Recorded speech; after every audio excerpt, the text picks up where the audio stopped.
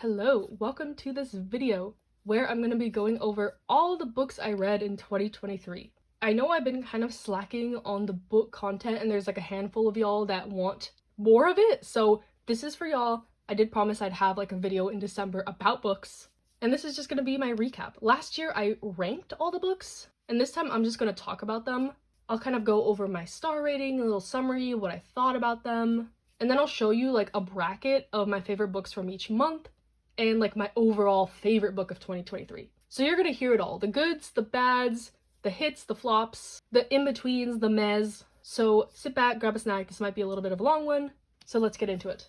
This year I did like a really simple tracking system for my books. I literally just listed like the month I read them, the book, and the author, just to keep track. I'm not like a super strict reading journaler. I might try to do that a little bit more this year in 2024. But like I said, I'll just go over everything in this list. So the first book I read of the year was Battle Royale. Some of these I do have the physical copies, but how I read mostly is I read from the library, and then if I like the book enough, I'll buy a physical copy. Unless I already have a physical copy for some reason. Like I bought it at the library, like my library has a sale section for super cheap, like $1 books, or a book sale or something like that, yard sale, thrift store. I'm not picky with like if my books are used or not. But Battle Royale, I think everything I read from January to March does have a dedicated review in some type of reading log if you want to go back. But everything else I haven't talked about much other than like maybe the stray story on my Instagram about it. So if you have any like questions or additional comments you want to make about anything I'm talking about, let me know in the comments. Some of these, it's been almost a year since I've read them, so my thoughts might not be super like in-depth, but I can go back and look at some like notes I've written or whatever. But yeah, Battle Royale, what a way to kick off the year. The reason I read Battle Royale is, if you're not familiar with the story, there is a manga adaptation of it, but the manga adaptation is really out of print in English, and I found out that it is based off a novel, so I was like, oh, okay, maybe I should just read the novel.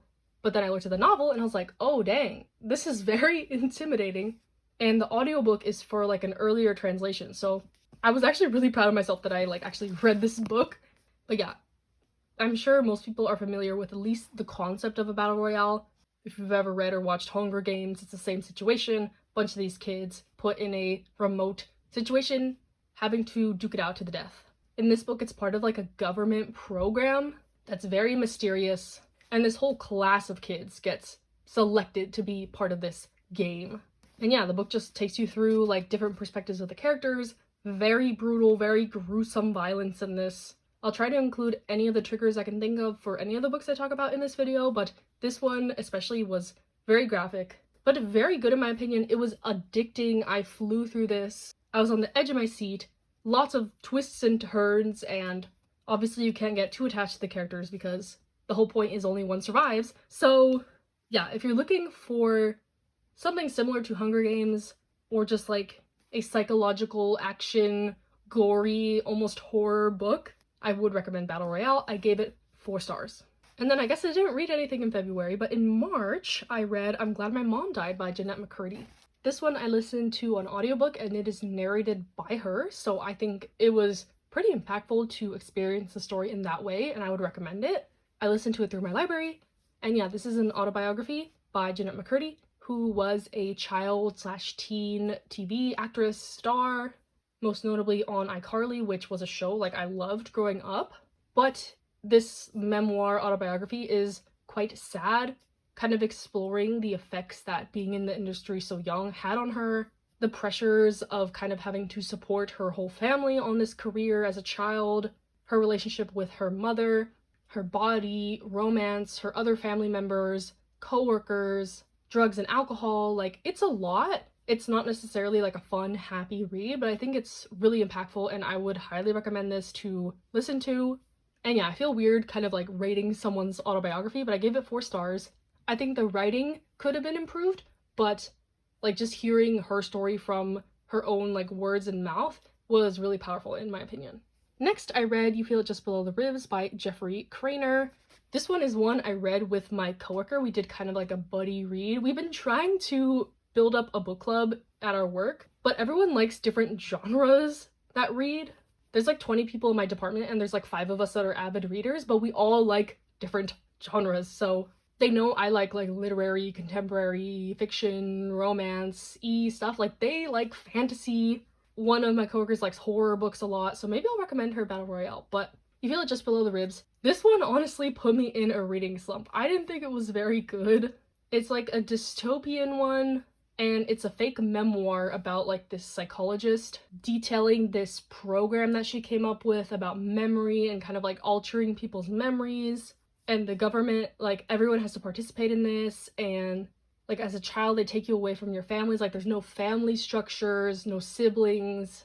They want you to unlearn like codependent behaviors. Like I don't know, if you like psychology you might like this book, but I found it kind of a slog to get through. The main character was unlikable, and the whole point was that the narrator was like unreliable also. She herself is like mentally unstable, so you couldn't really trust some of the things she was saying. So like at the end it was kind of up to you to decide like what was real and what wasn't real. So I don't know, some people I think would really like this kind of book, but to me I think I like something more straightforward, and I wasn't really vibing with the whole like setting and what was going on there.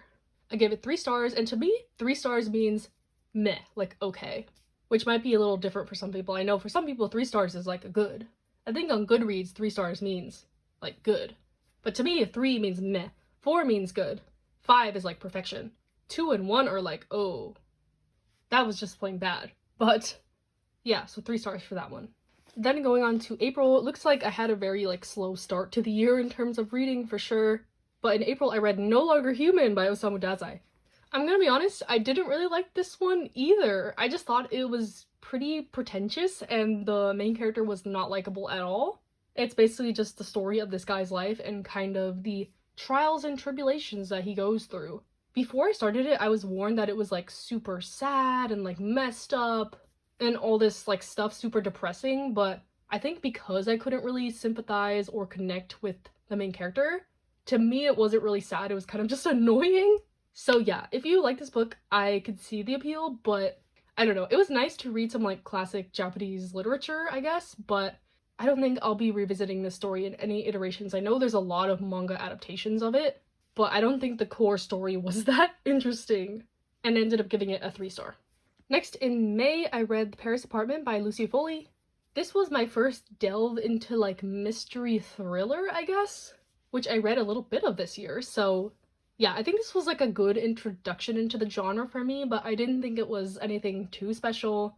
Basically, it's about this girl who's really down on her luck, and she wants to try to see her brother who lives in this apartment complex in Paris. But when she gets there, her brother's not there, and no one in the building seems to know where he went. And everyone in the building are these like weird, quirky, mysterious, kind of sinister characters. And she has to figure out like the mystery and where her brother is. Because like, yeah, when she steps into the apartment, there's like a blood stain and like the lamp's knocked over, and like where's his cat, and like where's my brother, oh his phone and his wallet are still here. So I feel like if you're like an experienced mystery kind of thriller reader, this might have been like a super predictable read for you. I'm not sure, but I do always feel a little bit dumb reading these things because I can never predict like endings, and I'm always like shocked and awed and amazed.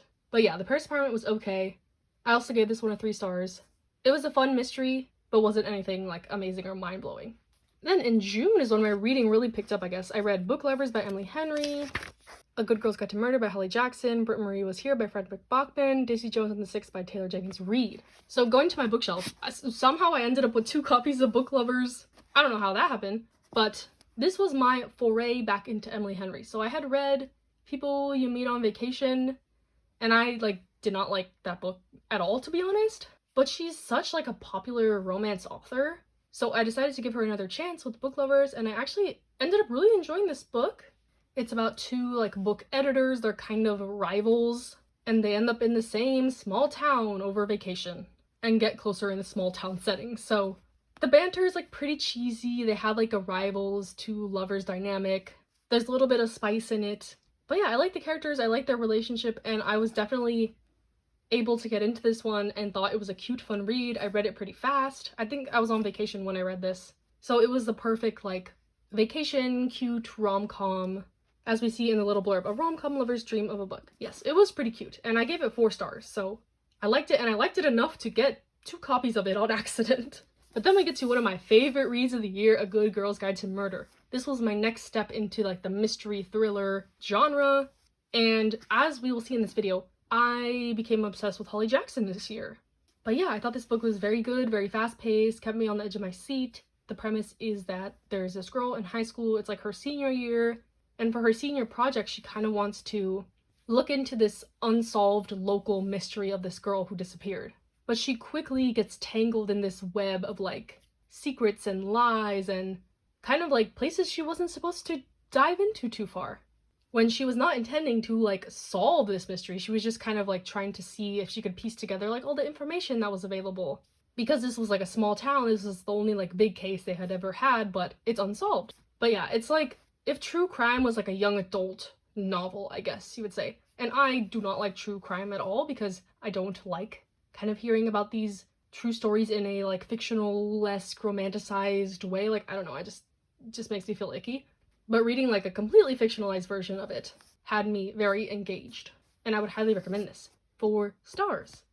Looking at my list right now, like on my Goodreads, I have it on the side here. I only gave one book 5 stars this year. I might have to go back and reevaluate because I really like this book. I think I would give it like at least a 4.5, 4.75 for sure. Then we have Britt-Marie Was Here by Frederick Buckman. Frederick Buckman is my favorite author. Last year I read most of his books and there's just like a couple that I haven't read now. I haven't read The Winners because I'm saving it for a rainy day, and then I think his other book that I own is like My Grandmother Asked Me to Tell You She Was Sorry or something like that. But Britt-Marie Was Here. This one was okay. Probably my least favorite of Buckman's books I've read, but not bad. It's kind of like the female version of A Man Called Ove. It's like this grumpy, curmudgeon woman. She's obsessed with cleaning. She's like newly divorced or separated from her husband and kind of takes this job in the middle of nowhere, managing this rec center in this middle of nowhere town. And at first, like, she's super reclusive and stuff like that, but as she meets, you know, like the townspeople, she opens up to them and kind of gets back on her feet because she's been so used to being like attached to her husband and being like a housewife, and her identity was tied to that, but now she's kind of like coming into her own, even though she's an older woman. And I like these kinds of stories about like adults kind of finding their way, because you never stop like, you know, growing and changing and coming into your personality, stuff like that. So this was a nice one, but I would rather read A Man Called Ove, even though apparently I gave this 4 stars. I think going back, I would rate this a little bit lower, just compared to other books I've read with a similar premise. This one doesn't stand out as much. And then we have Daisy Jones and the Six by Taylor Jenkins Reid. From the same author, I have read Malibu Rising, Seven Husbands of Evelyn Hugo, and I think one other of her books I've read. But this one is like a fictional interview style book. I actually read the audio for most of this. I did like a combo book and audio listen read. And everyone says that the audio is better for this one, but honestly, I don't really think so. I think a lot of the voices kind of blended together, and I found myself going back to the book and being like, wait, who said this? Because that's like so out of character for them to say. So honestly, I would stick with the book for this. I do love reading like interview like style writing too.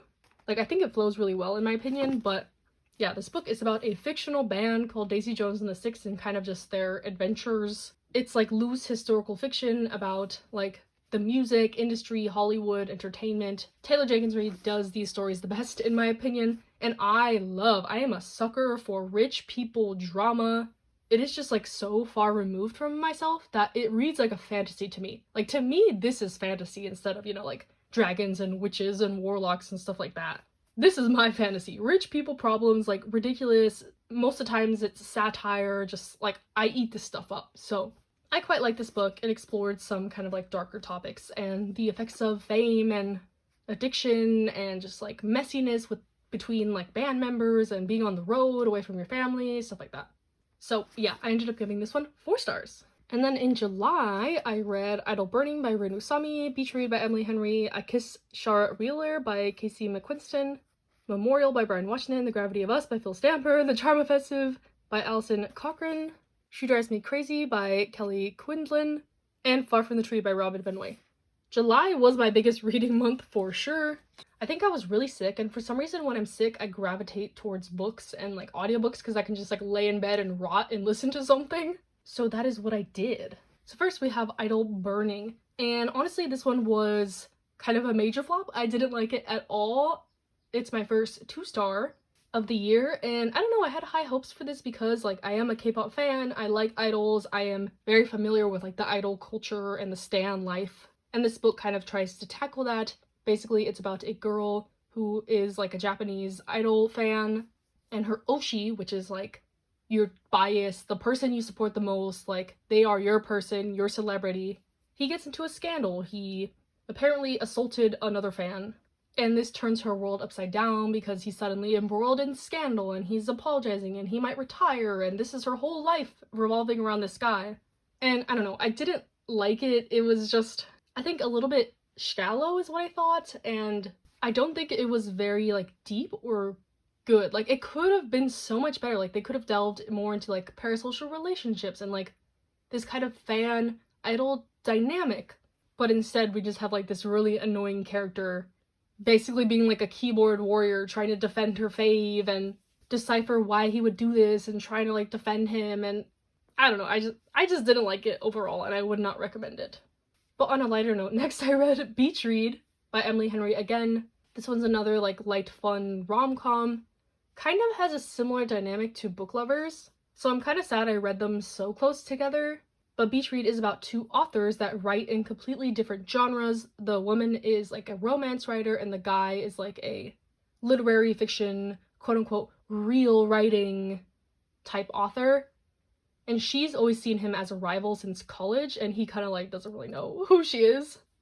Or so it seems. And they end up like moving in next to each other, small town type thing. And they strike up a bet that like she can write a really good like literary fiction book and he'll write a romance book, and they'll see like who can get published faster with it. So again, they're like in the same industry, they're rivals, it's small town. If you like Book Lovers, you would like this, but since I read them so close together, I feel like they kind of mesh together a little bit in my brain. I give this one 4 stars also though. And next we have I Kissed Shara Wheeler. This one is a young adult and it's by the author of Red, White, and Royal Blue, which I did enjoy, so I was interested to check this one out. And I thought this one was okay. It's basically about like this prom queen, Shara Wheeler. She kisses a bunch of people and leaves them these like cryptic notes to try to find her. And the people that have the notes kind of form an unlikely friendship group to try to solve this mystery. It kind of reminds me of the movie The Half of It. Just like unlikely pairs, and like it ends up being more about like their friendship than like the romance. So yeah, I thought this one was cute. It was okay, but nothing amazing. Next we have Memorial by Brian Washington. This is one that I thought was good. Definitely insightful. It's about these two men who have been together for a long time, but they've kind of like lost the spark in their relationship, and they're trying to decide like if they really want to be together in the long run. But one of the characters suddenly has to go back to Japan because his dad lives there and is like dying, but his mom was actually coming to visit them at the same time. So basically, one of the men in the pair has to go to Japan and deal with his estranged father who hasn't seen him forever, while his mom is coming and will be staying with his partner who hasn't met her. They don't know each other, they're from different cultures, and they kind of have to like cohabitate while the other man is in Japan. So it's like a dual perspective one, and I always have trouble with these books because I always end up liking one of the perspectives like way more than the other. I really liked the half of it that was like set in Japan and kind of the guy getting back to his roots and learning about his father and like his bar that he has there and stuff like that, while I wasn't as invested in the whole like story that was going on in America. So I thought this was good overall. It explored some interesting themes of kind of like, you know, fizzled out romance, lost love, kind of being apart and having to reconcile with your own issues, seeing if that will save the relationship, stuff like that. I ended up giving this one 4 stars. Then I read The Gravity of Us by Phil Samper. This one is about a boy whose father ends up getting recruited to be on this Mars mission, and the whole family has to relocate into this kind of like Mars village that has like all the families of all the astronauts that are going. And the main character like hates this, he has to leave his friends and everyone behind, blah blah blah. But while he's at this like astro camp, you know, like compound basically that they have, he meets another boy from another family. They strike up, you know, a friendship and a romance. So it's like pretty cute, but it reads really young. This is YA, but the main character is like really annoying and kind of insufferable. He's like a social media personality, so he wants to like vlog his life and like expose how like annoying the people at the like NASA are, because they want to have their own like reality show about like the astronauts and the stars. Like it's turned into more of a media circus than about like the science and about the mission. And he like tries to take it upon himself to switch the narrative, but he's like very much teen angst and like, why is my dad an astronaut? I had to come here and like give up my whole life and blah blah blah. Yeah, it just comes off very whiny, and the love interest deserves better in my opinion. 3 stars. And next we have The Charm Offensive. This one was so cute. I really like this book. It's set in another setting that I really like, which is reality TV. Basically, it's like a Bachelor style show, and the main character is like a handler for the like TV personalities, and he ends up being the handler for like the Bachelor guy. But this Bachelor guy does not want to be here. He's only on there to kind of like improve his image, but secretly he is like really anxious. He doesn't want to be there. He's also very gay, so he doesn't want to have to like woo all these women basically. And they end up like forming a relationship, and it is so sweet. I don't know, it's realistic, and like it talks a lot about mental health and societal expectations and stuff like that. But yeah, I was really charmed, haha, by this book. And then I also read the little companion piece called A Charmed Christmas. It's on the author's website. It's just like a little side story. And yeah, I would read more books in this series if the author ever came out with them. I apologize, I'm kind of losing my voice. I am still a little bit under the weather, but we're only like halfway through the year. Are you still with me? Are you still with me? Because we're still in July. The next one I read is She Drives Me Crazy. This one is kind of an enemies to lovers one set in high school. It's a YA. And this is another one that read pretty young to me, so I didn't like it that much. The main character was just really annoying. It's between like this basketball player girl and this cheerleader girl, and the basketball player girl is very much like not like other girls. This cheerleader could never understand my problem. She's so pretty and popular and blah blah blah. And of course, like they get to know each other and they discover that they do have their own issues. It's like a fake dating situation at one point. And yeah, I just thought it was not very good. Yeah, 2 stars. My second 2-star of the year. But after that, we have dun dun dun, my only 5-star from this year. My favorite book of the year for sure. Far from the Tree by Robin Benway. This was recommended to me by my friend Tony, so thank you to her. This is a YA story about family. The main character was adopted, and it's kind of about her reconnecting with her siblings who she was separated from. And I don't know, this story just hit me so hard. It explores like, you know, blood versus friendship and like environment, and I don't know, I highly recommend this one. If any takeaway from this video, I would recommend this book. If you want a family drama, bittersweet, heartbreaking, heartwarming type thing, I would recommend this. And we're finally in August. In August, I read Convenience Store Woman by Saika Murata, Good Girl, Bad Blood by Holly Jackson, Ask Again Yes by Mary Beth Keane, Radio Silence by Alice Oseman. Convenience Store Woman, this is like a really short story that I thought was great. I gave this 4 stars. It's basically about this woman who works in like a 7-Eleven type convenience store. She's an older woman, and people are like kind of confused why she's just happy in her convenience store job. She likes it, she likes the order, she likes the routine, she knows what she's doing, she's comfortable. So she doesn't really understand these like societal expectations or this criticism of her. And she meets this guy who kind of tries to like change her way of being. He is so annoying. That's the only reason this is 4 stars, not 5, because I did not like that guy. But yeah, I thought this was a really like nice little exploration into, you know, societal expectations, kind of how everyone has their own path and you shouldn't be, you know, criticizing people on it or judging if they're not hurting anyone, they're doing their own thing. I don't know, I feel like a lot of people could relate to this for sure. Good Girl, Bad Blood is the sequel to A Good Girl's Guide to Murder. This one was just as good, if not better, than the first book in my opinion. In this one, the main character starts a podcast, like a true crime type podcast, and she gets a request from someone she knows to kind of investigate this other case. So it's a new case that she's documenting on this podcast, and I thought it was another really well done YA thriller mystery, and I can't wait to read the 3rd book. I do own it, I just haven't gotten to it yet. 4 stars. Next we have Ask Again Yes.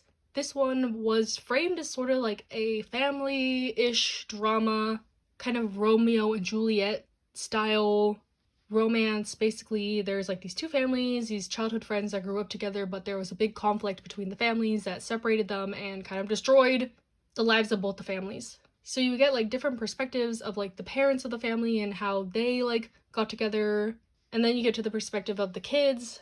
And I rated this 3 stars, and I don't think it was very memorable because I can like barely remember the plot. But I remember thinking this one was okay and explored some themes like, you know, redemption. Does what our parents did like really matter to us? Like, how important is family? History? It has some interesting ideas, but I think it could have just been done better. And then maybe I would have remembered a bit more about it. And then we have Radio Silence by Alice Oseman. This is my second attempt at like one of their novels. Last year I read Loveless, I think the title is, and I didn't like that one at all. But I have like read the Heartstopper comics and watched the show, so like I am familiar with some of their other stories, but I really ended up liking Radio Silence. This one is about a girl who is a super fan of this podcast that's kind of like a story-based podcast, like Welcome to Night Vale-esque. She does fan art for the podcast, and the person who runs the podcast reaches out to her to do like some commission work. And she is super excited about it, but little does she know that the guy that runs the podcast is her classmate. They get paired on like a group project together, and kind of the relationship grows from there. It explores a lot of themes like, you know, family, parasocial relationships a little bit, anxiety, like why this guy is like an anonymous figure for his podcast. Why is she so scared to like show others her interest? Like, she doesn't tell anyone that she loves this podcast or does art for it. So I don't know, I think it's really relatable, and I like the progression of the relationship and just like the coming of age aspects, stuff like that. I thought this was a good one. 4 stars. In September, I read The Boyfriend Candidate by Ashley Winstead, Five Survive by Holly Jackson, and Yellowface by R.F. Kuang. So The Boyfriend Candidate is where I actually started writing like reviews, quote unquote, on Goodreads for my books. They're not reviews, they're like a couple lines of what I thought about the books. But for this one I wrote, predictable and cheesy at times, but I don't care. Yeah, that pretty much sums it up. This was like a cute, little bit steamy, spicy romance about this school librarian and this guy who's running for some type of office, like governor or something like that. And she's always been like this kind of quiet, shy girl. She got dumped by her boyfriend for being too, I guess, meek in bed. So she's like, you know what? I'm gonna do it. I'm gonna go to a bar. I'm gonna have a one-night stand. I'm just gonna, you know, put myself out there. And in doing this, she gets entangled with this political guy. And it's the story about her kind of, you know, coming out of her shell, being passionate about stuff she cares about, being vocal, having a partner that actually supports her. And yeah, I think they have a really nice relationship. It was cute. It was a little bit cheesy, probably a bit unrealistic. Kind of like Red, White, and Royal Blue. I thought that was like really unrealistic, but it was still cute and fun. And I would recommend it if you want like a quick romance read. 4 stars. And then we have Five Survive by Holly Jackson. The year of Holly Jackson, to be honest, for me. This one is another young adult mystery thriller. This one takes place all in one day. It's about this group of friends who go on a road trip to get to Florida, and their like RV breaks down. They're trapped, and there's like someone out there to get them. They have to try to escape. There's no service. And it's a little bit, you know, like Lord of the Flies-esque, with them all trapped in there kind of trying to like decide like, oh well, who are we gonna go out there to sacrifice to go like check out the surrounding area? Who's gonna like peek out the window? Who's gonna blah blah blah? So it's a bit psychological in that aspect. I thought it was okay overall, but the ending really blew me away, which bumped it up to a 4 star. Like, the plot twist just had my like mouth to the floor. So I think because of that like recency-ish bias, I did give it 4 stars. But it's the opposite when there's like a bad ending. If there's like a bad ending, it doesn't really affect my rating that much, but like a really good ending will bump it up, if that makes sense. So yeah, 4 stars. It's set in South Carolina, and I was in South Carolina like for work while I was reading this, so it was kind of fun to like match up the setting with the book. Oh, and my review was decent thriller, a little slow to start, but the ending gave me chills, in all caps, bumped it up to a 4. Yeah, pretty much what I said. And then we have Yellowface. I'm kind of scared to say my opinion on this book. I know it just won like the best fiction book for Goodreads this year, and I don't know, I didn't really like this book that much. My review was, love the concept, but this book felt a little flat for me with its commentary. Felt like this book was very personal for the author. Also, the MC was insufferable, even though that was the point. It was unbearably cringe at times. Yeah, so basically, the story is about this white author. She's kind of not had the best of luck in publishing, but her close friend, an Asian author, is very successful, And she's always been very jealous of her friend. And the friend ends up dying in her presence, and the white author basically steals the manuscript that her friend was working on and publishes it in her name. And it just causes this whole chain of events and these lies and these secrets and, you know, what's considered cultural appropriation, what is appropriate to write about, should one be allowed to write about like a culture that is not theirs, stuff like that. And the main character is so insufferable. I hated her. And that was the point. Like, you were not supposed to like the main character, but it was just hard to read with how like unredeeming she was. And like some of the things she said, it was just like so racist, so out of touch, so bad. And again, that's the point. But I don't know. I feel like I said, it was also very personal for the author. Like, there's a lot about like hate comments and like, oh, they don't understand my work and blah blah blah. Like, I haven't read any of their other books, but it felt like this was a little bit personal, and like you could really see the point of view that the author was coming from and what they were trying to say with this. And it just fell a little bit flat for me. I think it could have been so good if some things were tweaked. But again, it's not my story. I'm not an author. I don't know how to write a book, so take my opinion with a grain of salt. But I just ended up thinking it was okay. I gave it 3 stars. And then in October, I read The Last Story of Mina by Nancy Ju-Young Kim and The Secret History by Donna Tartt. I still have this book because I haven't been able to get rid of it. I'm trying to sell it. I even took it to the used bookstore. They didn't want it, which is kind of a testament to how I feel about this book. This is my last 2-star read of the year. This is another book like Memorial that has like a dual perspective type thing.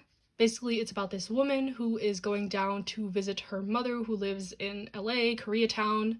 They're not really close, they're kind of estranged.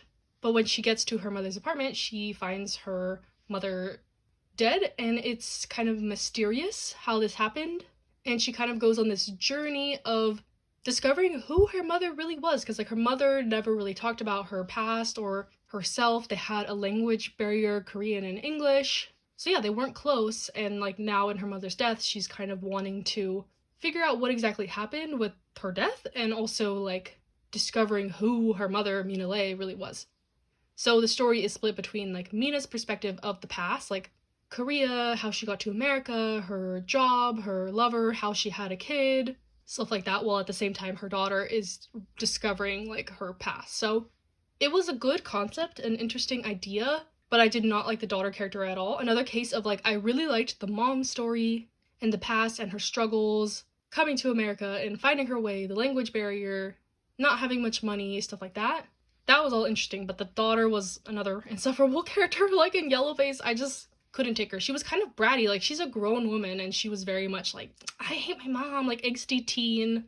I never understood her. She never like took the effort to understand me either. We just like grew apart and blah blah blah. Like, why did she hide this from me? Why did she hide my father? Blah blah blah blah blah blah. Her side of the story was like all that basically. And she had like this best friend sidekick character who was like a gay stereotype who I didn't like, and yeah, I don't know. Didn't really like this book. There was some redeeming aspects, but overall it just was not good in my opinion.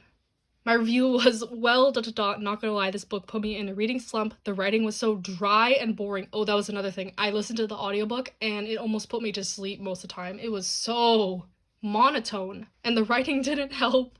The story was promising, but just didn't end up resonating with me. Mina's perspective was nice, but Margot was very unlikable and most of her actions made me cringe. That's the daughter. The author's opinion on many issues is also very obvious, for better or worse. I feel bad being so negative. The book wasn't terrible, just very underwhelming. Yeah, I think that pretty much sums it up. Next, I read The Secret History. And this one, I feel like I have so much to say about this book. I'll try to keep it brief though. I'll just read my review first. This book was dense, but worth it in my opinion. Even though a lot could be described as filler, I wasn't mad at it. So satirically pretentious, but in the best way. I love stories about rich people because it reads like a fantasy to me. I do wish we saw more of the interactions of the characters because I have so many questions. And Richard is unreliable. Why wasn't he more of a chismoso? So yeah, The Secret History is a story about these kids in this like liberal arts college in, I think it's New Hampshire or Vermont? Up there somewhere. And they're all in this Greek course. They're like the only ones in the Greek major. They have this teacher. He's their only teacher. It's kind of like a mini little cult, and like around campus everyone knows them as like those weird kids in the Greek class. And this kid, he comes to the school and he had been studying Greek at his community college, and he wants to get into the class, but everyone's like, no, don't go into that class, bro. Like, it's weird vibes over there. But he ends up making his way in, and the beginning of the story tells you that, like, one of the students in the little group was murdered, and then you go back and, like, kind of find out how this all happened. So this is another book with, like, these rich, pretentious characters. It reads as a satire to me, and, like, I just ate it all up. I loved it. Honestly, in the moment, I didn't love it as much as I do now, like, looking back on it. I think in the moment, I was kind of like, oh, this is kind of, like, cool, this is good. There was a lot of filler. It's a long book, and I think people would not like it because of how long it is and, like, how it does feel dragged out at parts, but going back on it, like, it kind of all added to the ambiance and, like, the mood of this book. It felt like I was in kind of a trance. Like, I don't know how to describe the vibe of this. It was very unique, a very unique reading experience. I actually listened to mostly the audiobook, and it was narrated by the author, and it was just, like, a very interesting audiobook. It was very unpolished. It sounds like she recorded it in her basement, and, like, you could hear the pauses for her breathing, and, like, the hard stops where she, like, paused the recording sessions. And I don't know if that was on purpose just to add to, like, the vibe of it, but just, like, everything about this was interesting to me. The characters were just, like, unhinged, no concept of money, time, work, adding with this, like, weird Greek aspect, and yeah, lots of trigger warnings for this one, but I think it's worth it to read.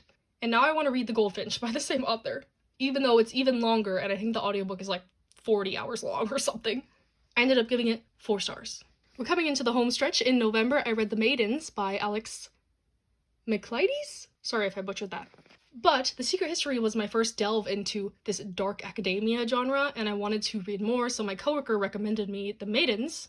This is another one set in college, and this woman is a group therapist, and she gets a call from her niece that there's been a murder of her friend at her college. So she goes to, like, go console her niece that she basically has raised as her daughter. But she gets wrapped into the whole, like, murder mystery plot.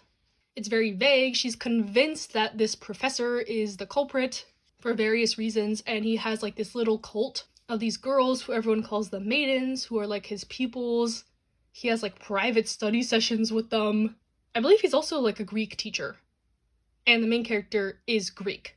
So I don't know what is going on. Is dark academia always linked to, like, Greek stuff? I'm not sure, but actually no, because there's another one I read further on the list that had nothing to do with Greek literature, Greek mythology, anything. But anyways, this woman gets entangled in this murder mystery type thing. I thought this book was okay, but the plot twist was crazy.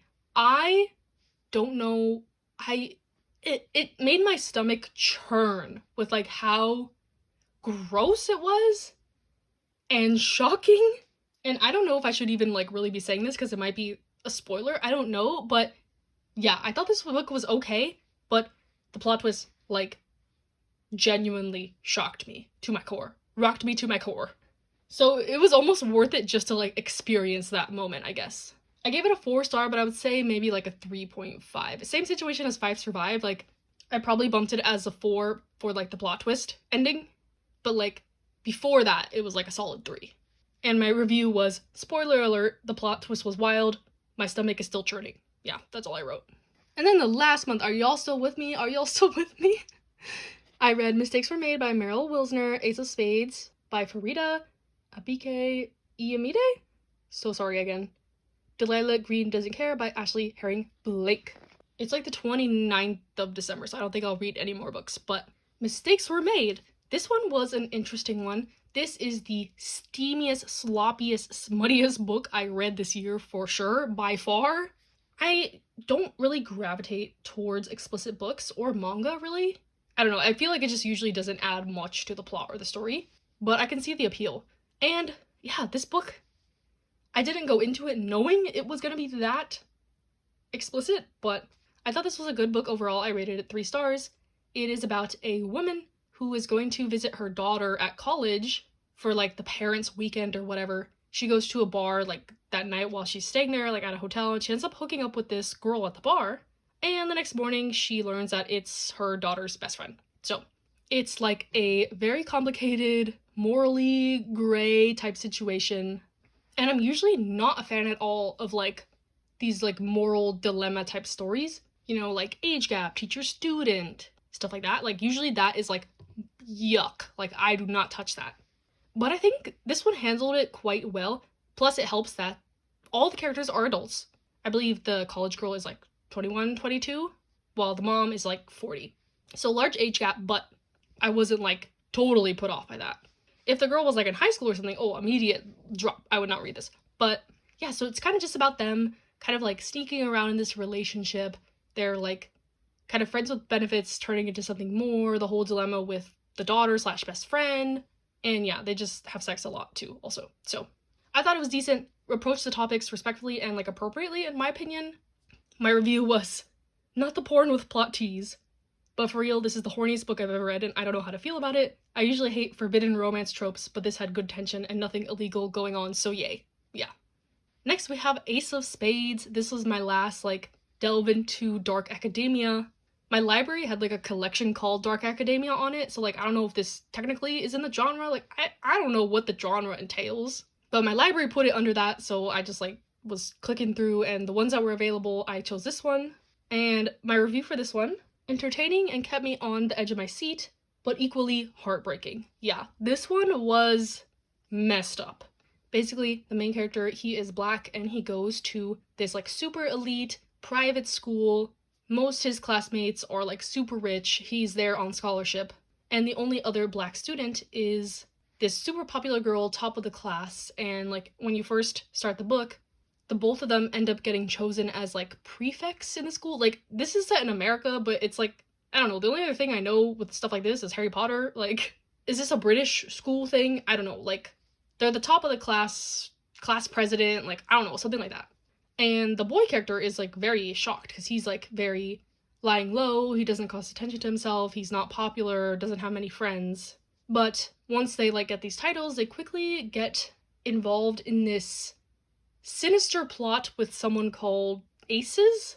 Basically, the whole school gets these texts that are like sending really bad personal information about these two students, trying to ruin their lives essentially in their senior year.